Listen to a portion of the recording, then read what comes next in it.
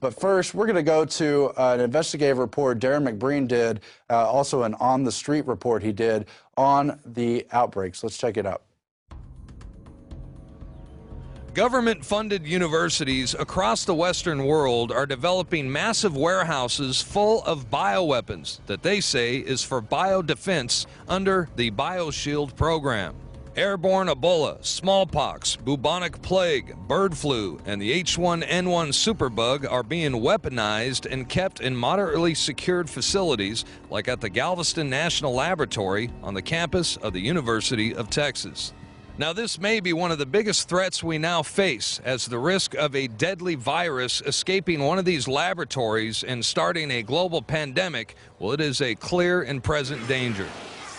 Weaponized airborne Ebola, super weaponized viruses and bacteria that kill over 90%, 9 out of 10 people on your street dead. The National Research Council, which is an arm of the National Academy of Sciences, released a report concerning potential hazardous risk associated with the new multi-million-dollar infectious disease research lab currently under construction in Kansas. It's located only 120 miles west of Kansas City. It's called the National Bio and Agro Defense Facility, and even though it's a level 4 biolab, which is the highest secured rating issued by the CDC, the expert panel found that there is nearly a 70% chance that a disease will escape the laboratory during its planned 50-year operational lifespan.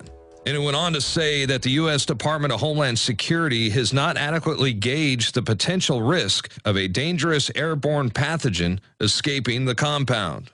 There are what they call bioweapons that are in unsecured, well, moderately secured environments, like in Galveston, Texas, and the CDC even went to one of these facilities in Kansas, and they're not nearly as safe as they would hope.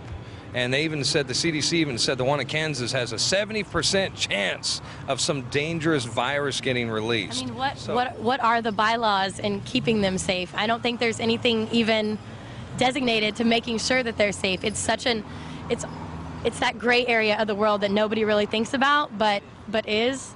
Yes. Like, so you think it's a clear and present danger that we should try to prepare for, something like that? I think everybody should always be prepared for anything. You know, it's like hope for the best, prepare for the worst. Can you imagine the awakening that's going to happen if they release those bioweapons? After we've warned people so much, God Almighty, I hope the next phases of what we've broken down don't happen. God Almighty, I hope they don't.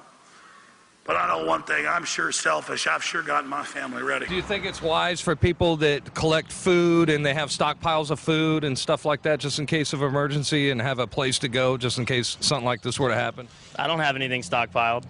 I'm all about having weapons. I'm all about getting as much ammunition as you can getting it, because everybody's going to get crazy. They're going to want to get their hands on whatever sources are available: food, water, natural resources, anything to keep the normalcy of life continuing. That's why I'm out here on the streets. I want to learn some street smarts, and if it goes down, then I want to be able to find your way around it. Yeah. Now let me tell you something.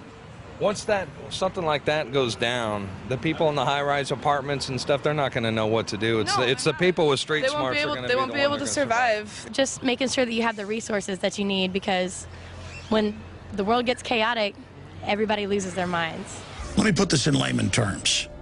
A level 4 bioweapons lab should be 3 floors under the ground, barbed wire fences, minefields, and machine guns, and a system that if the super germs get out, they pull a lever, alarms go off, and the whole place goes up in flames.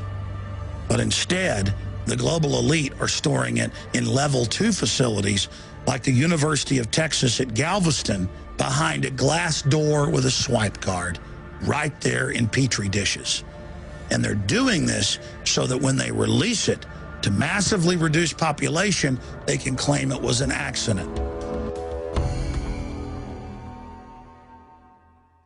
And it's so creepy, these cases where they're obviously trying to flirt with disease, trying to bring it back out, and overall weaken everyone's immune system and really at least consider a mega death. Let's hope they don't do it. But it's so creepy to study this stuff for years and know that people like Sir Thomas Malthus from the late 1700s, who really was the forebearer to this entire eugenics model, said openly, instead of promoting cleanliness to the poor, we should court the return of the plague, make the beds narrow together, the streets narrow, or stop cleaning the streets, allow disease to spread and hope it kills people to contain population. Then in the modern day, you see people like Lord Bertrand Russell saying, yes, it would be nice if we had a black plague once every generation to keep population levels intact. Well, someone else talked about something once in every generation.